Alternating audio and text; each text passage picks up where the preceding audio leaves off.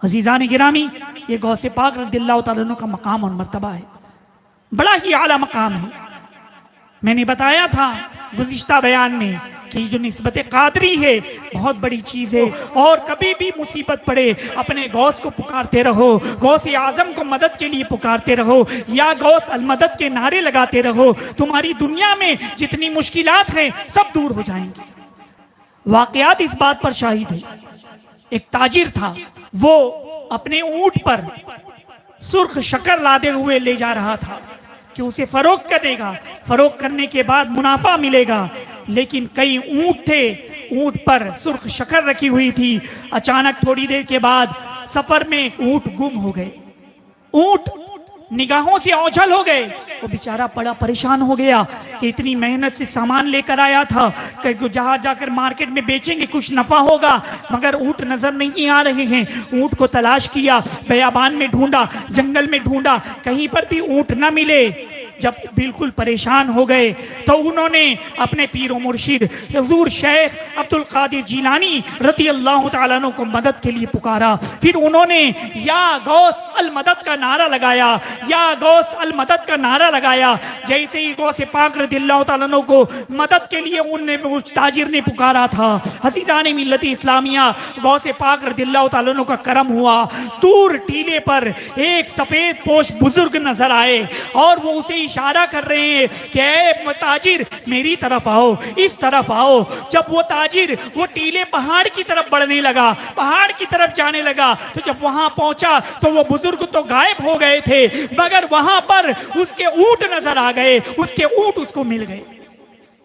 عزیزان گرامی، یہ غوث پاک رضی اللہ تعالیٰ عنہ کی کرامت ہے کہ حضور غوث پاک رضی اللہ تعالیٰ عنہ کو جب بھی مدد کے لیے پکارا جائے، غوث پاک رضی اللہ تعالیٰ عنہ اپنی مریدوں کی مدد فرماتے ہیں، اپنے مریدوں کی دستگیری فرماتے ہیں، اپنے مریدوں کی امداد فرماتے ہیں۔ تو ہمارے غوث پاک رضی اللہ تعالیٰ عنہ کا مقام اور مرتبہ بڑا ہی بلند و بالا ہے۔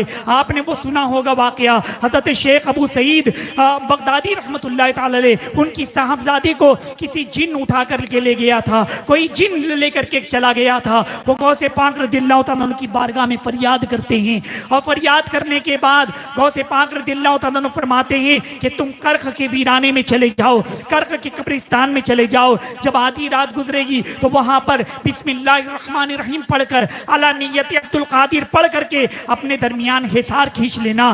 پھر جنوں کا گزر ہوگا، جنوں کا بادشاہ آئے گا، اور ان سے کہنا کہ آپ حضرت عبد القادر جیلانی نے بھیجا ہے۔ چنانچہ وہ کرخ کے ویرانے میں پہنچ گئے۔ وہاں پر انہوں نے اپنے درمیان بسم اللہ الرحمن الرحیم پڑھ کر، علی نیت عبد القادر پڑھ کر حصار کھینچ لیا تھا۔ پھر اس کے بعد جنوں کا گزر ہونے لگا، اور پھر تھوڑی دیر کے بعد جن کا بادشاہ آیا۔ اس نے جب آپ کو دیکھا تو کہا کہ کیا معاملہ ہے؟ اور انہوں نے کہا کہ مجھے حضرت شیخ عبد القادر جیلانی رضی اللہ تعالیٰ عنہ نے بھیجا ہے۔ جیسے ہی غوث پاک کا نام جن کے بادشاہ نے سنا، فوراً گھوڑے سے نیچے آ گیا، اور پھر کہا کہ کیا معاملہ ہے، بیان کرو۔ انہوں نے کہا کہ آپ کے جن نے میری لڑکی کو اٹھا لے گیا ہے۔ آپ نے اپنے جنوں کے درمیان اعلان کیا بادشاہ نے کہ ان کی لڑکی کو کون اٹھا لے گیا؟ سب نے کہا کہ ہم نے نہیں اٹھائے، چین کا ایک جن تھا اس نے اٹھایا تھا، لہٰذا اس کو طلب کیا گیا، اس کو بلایا گیا۔ جنوں کے بادشاہ نے پوچھا کہ تو نے اسے کیوں اٹھایا؟ اس نے کہا کہ مجھے یہ خوبصورت لگی اس لیے میں اٹھا لیا۔ جن کے بادشاہ نے اس شریر جن کی سر پر تلوار ماری اور سر تن سے جدا ہو گیا۔ اس وقت حضرت شیخ ابو سعید رحمت اللہ تعالیٰ علیہ نے کہا کہ اے جنوں کے بادشاہ، مجھے بڑی حیرت ہو رہی ہے، کیا آپ بھی حضرت غوث پاک رضی اللہ تعالیٰ عنہ کی اتنی اطاعت و فرما برداری کرتے ہیں؟ جنوں کے بادشاہ نے کہا کہ بے شک ہم ان کی اطاعت کرتے ہیں، فرما برداری کرتے ہیں، اور وہ ہم سب سرکش جن پر نظر رکھے ہوئے ہیں، نظر رکھے ہوئے ہیں، اس لیے سرکش جن دور جا کر کے بسیرا کیا ہوا تھا۔ تو یہ غوث پاک رضی اللہ تعالیٰ عنہ کا مقام اور مرتبہ ہے۔ کسی نے دعوت دی، رمضان المبارک کے مقدس مہینے میں افطار کی، غوث پاک رضی اللہ تعالیٰ عنہ نے اس دعوت کو قبول فرما لیا، اور ایک دوسرا شخص آیا، اس نے بھی دعوت دی، غوث پاک رضی اللہ تعالیٰ عنہ نے قبول فرما لیا۔ اسی طرح تقریباً 70 لوگوں نے دعوت دی ایک ہی دن کہ ہمارے یہاں افطاری کے لیے تشریف لائے، ہمارے یہاں افطاری کے لیے تشریف لائے۔ غوث پاک رضی اللہ تعالیٰ عنہ نے سب کی دعوت کو قبول فرما لیا، سب کی دعوت کو قبول فرما لیا۔ خادم نے کہا کہ حضور سب کی دعوت آپ نے قبول فرما لی، کس طرح سے آپ سب کی دعوت اٹینڈ کریں گے؟ عزیزان گرامی، دوسرا دن آیا، حضور غوث پاک رضی اللہ تعالیٰ عنہ خادم نے دیکھا کہ گھر میں افطاری کر رہے ہیں، کہیں تشریف نہیں لے گئے۔